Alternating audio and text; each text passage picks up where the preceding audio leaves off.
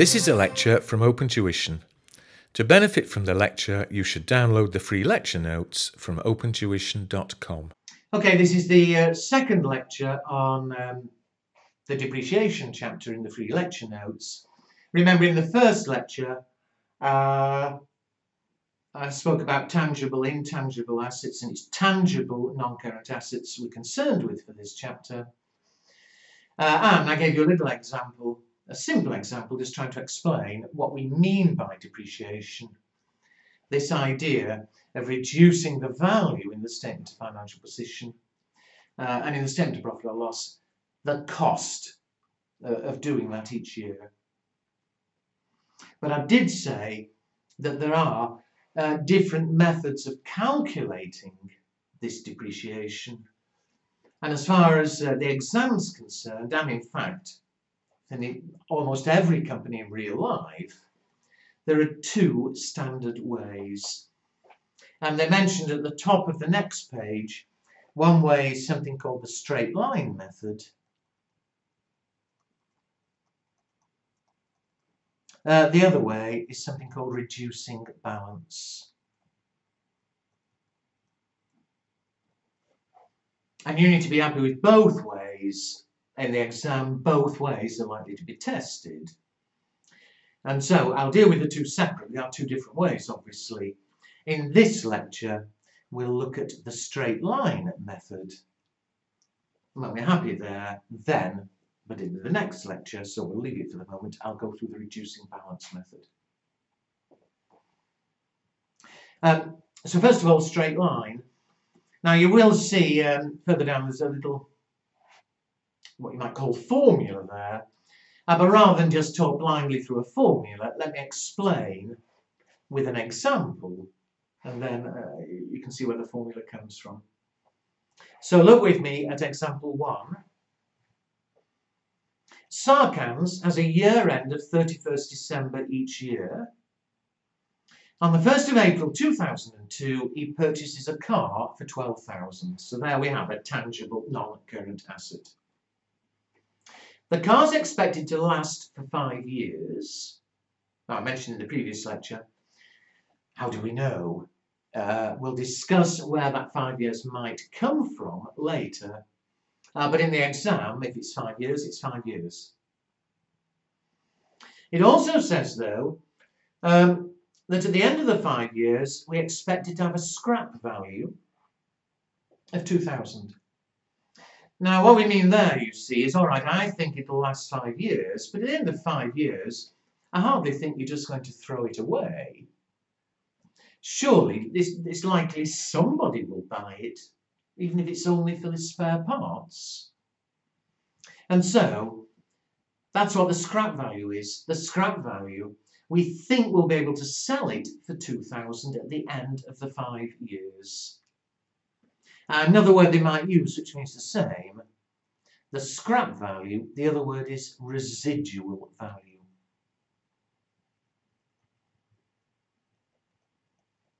So I can use either word, but we think it'll last 5 years, and at the end of 5 years, we think we'll sell it for £2,000. Well, we're required to show the depreciation charge or expense for each of the first 3 accounting periods, and we're going to show extracts from the statement of financial position and the statement of profit or loss. Well, with straight line, what we do is this. We say the depreciation charge or expense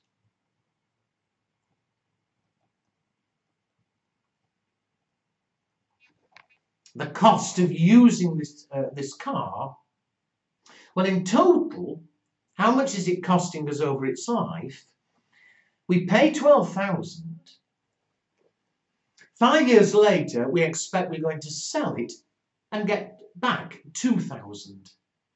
So if we pay 12 and then we get back 2, over the whole life, we think it's going to cost us £10,000. However, that net cost of £10,000, it's lasting for 5 years. And so the cost each year, we simply divide by the number of years, 5, which gives us £2,000 per year, PA, per annum, per year. So that's how much it's costing us each year to use the car. And just check that formula. I don't think you really need to learn it. If you understand, it becomes automatic. But the net cost, it's the original cost less the residual value, or the scrap value. So the net cost over the 5 years is 10,000. We divide by the estimated useful life. 5 years, again, 2,000 a year. So that's what it's costing us each year. Just one little thing though. Our year end is December, and we didn't buy it until the 1st of April. So in the first year, we didn't have it for 12 months. We know it's costing us 2,000 a year, but in the first year, we didn't own it for a whole year. We bought it on the 1st of April. So how many months did we own it for? April, May, June, July, August, September, October, November, December. We only had it for 9 months. And so, sensibly, surely, if it's 2,000 a year, 12 months, if in this year we only had it 9 months, we'll take 9/12 of 2,000. And 9/12 of 2,000 is 1,500. So it's 2,000 each year we own it, but if in this first year we only own it 9 months, fine, we'll only have an expense of 1,500. And so let's look how it would appear in our statements. Forget debits and credits. We'll deal with the T accounts later, but they are much less likely in the exam. Let's see what would appear in the statements at the end of each year. So, year 1. I'll show side by side statement of financial position and statement of profit or loss. First of all, in the statement of financial position, it'll be under the heading, of course, non-current assets.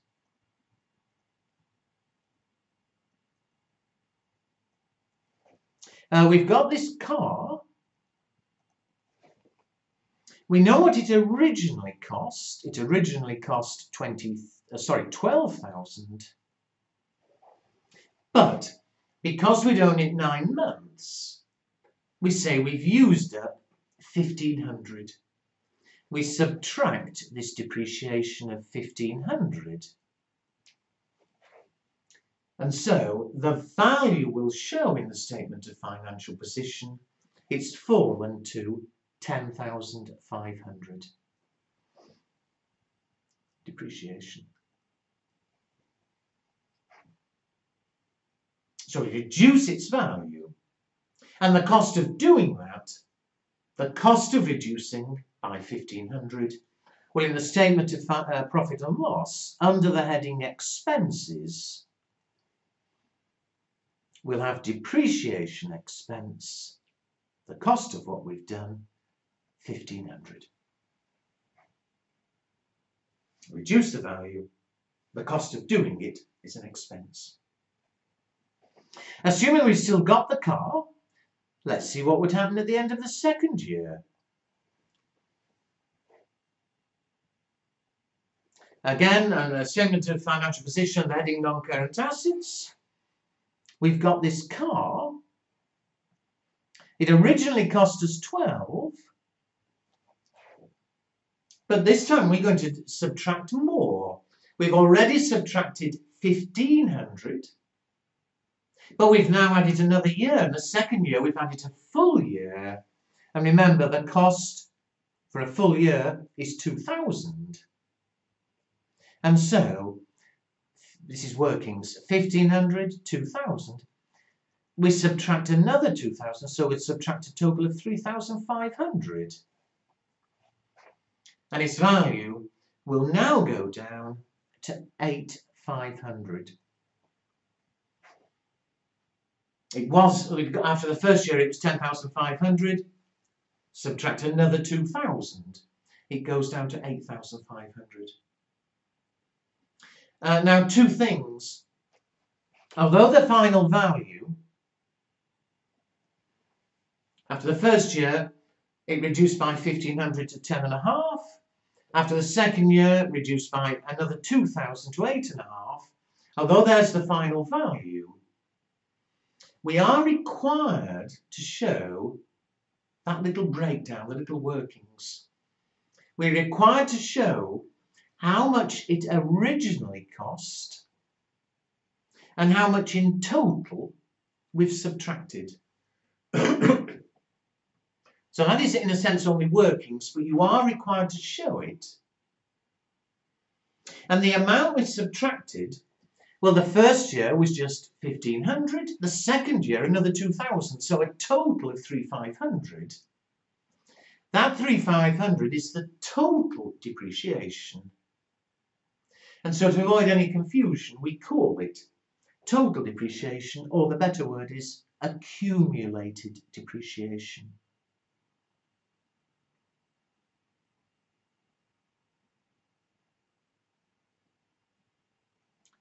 Accumulated depreciation. So again, I must stress the value on the statement. First year reduced by 1,500 to 10,500. Second year reduced by another 2,000, 8,500. But that bit of workings each time has to be shown either on the statement itself, which a small company will probably do. A big company, they probably keep those workings on a separate little note attached to the statement. Now, there's a statement of financial position. What about the statement of profit or loss? Well, last year it cost us 1,500.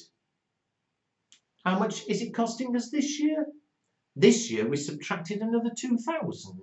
The expense in the second year, it cost us 2,000.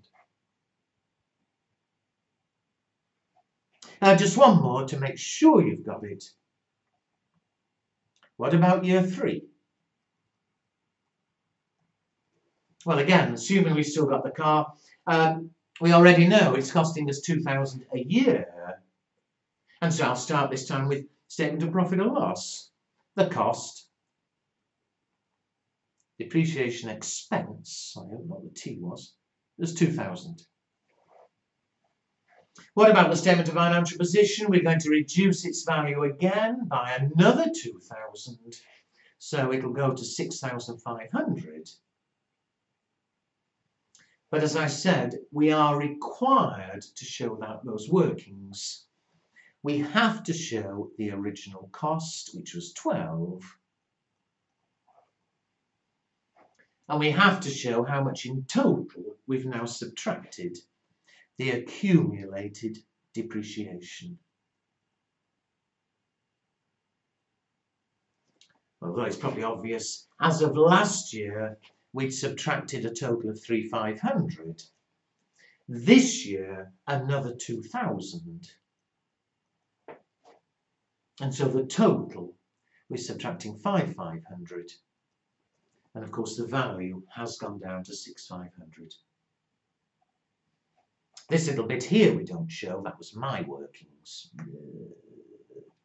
But there's how it would appear for each of the 3 years.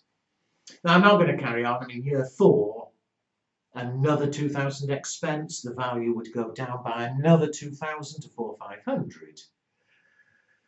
If you're worried what will happen after 5 years, well, we'll worry about that later. For the moment, I'm not interested. However, that straight line, it's an equal amount each year, except, of course, in the first year, I took a fraction because we'd only had it part of a year. We'd had it 9 months, so we took 9/12. If we'd only had it 6 months, we'd take 6/12, or half, and so on. However, before I leave straight line, although I don't think that's difficult, I hope you've got the idea.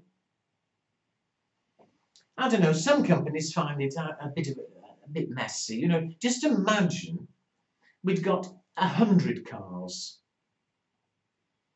And every year we have to go to each car and say, oh, how long have I had this car? Or this car I've had 6 months, so we'll take 6 12s. This car I've had it 9 months, we'll take 9 12s. This car I've had it all year, we'll take the whole amount. There'll be an awful lot of messing around. It's easy for one car. As I say, if you had 100, 200 cars, a bit messy. It gives someone some work to do. It's not hard, it just takes time. And some companies, in fact quite a lot of businesses, say, well, it's all a bit of a waste of time. Because remember, we're not showing a true value. We're not saying the true value is 10, 5, 8, 5, 6, 5, and so on. And so some businesses, I say this is quite common, they have a policy and they say, our policy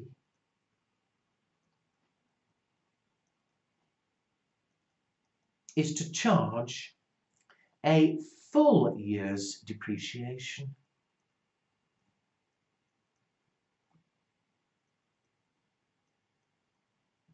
In the year of purchase.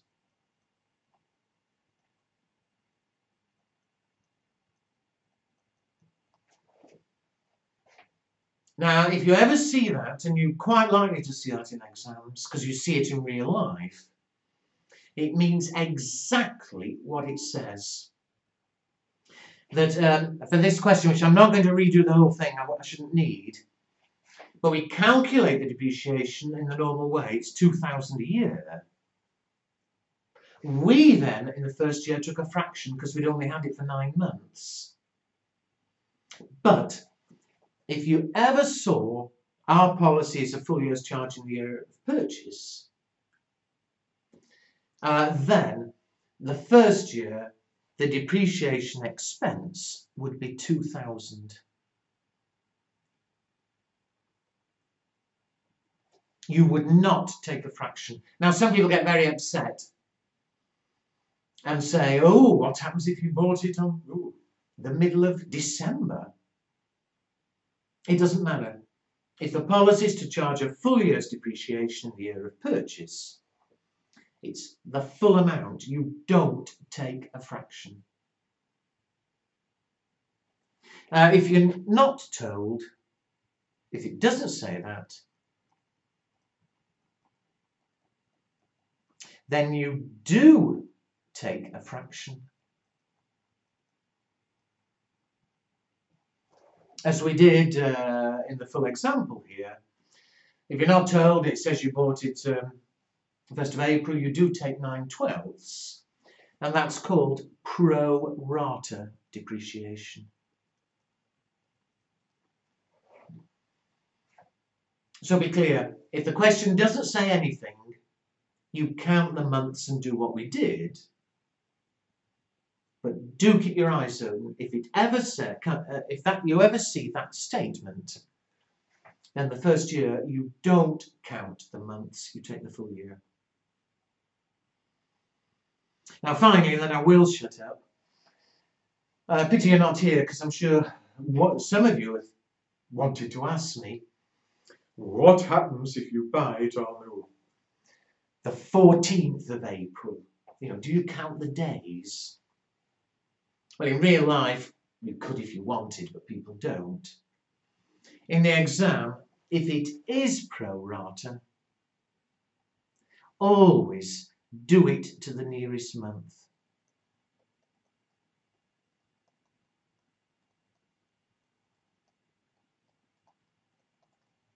And in fact, in the exam, almost certainly you'll find that they always buy on the 1st of the month. Not a problem anyway. But do it to the nearest month. So, you know, if I had bought it on the 3rd of April, you'd still say, oh, 9 months. If we bought it on the 28th of April, you'd say 8 months. And they're not going to play silly tricks on you. What happens if they buy it on the 15th of April, halfway through? No. But there we are. So a straight line, equal amount each year. I think the arithmetic's easy enough. Just watch that last bit. If that statement's there, it's the full 2,000 the first year. If that statement isn't there, then it's as we did it, you prorata. 9 months, you take 9/12.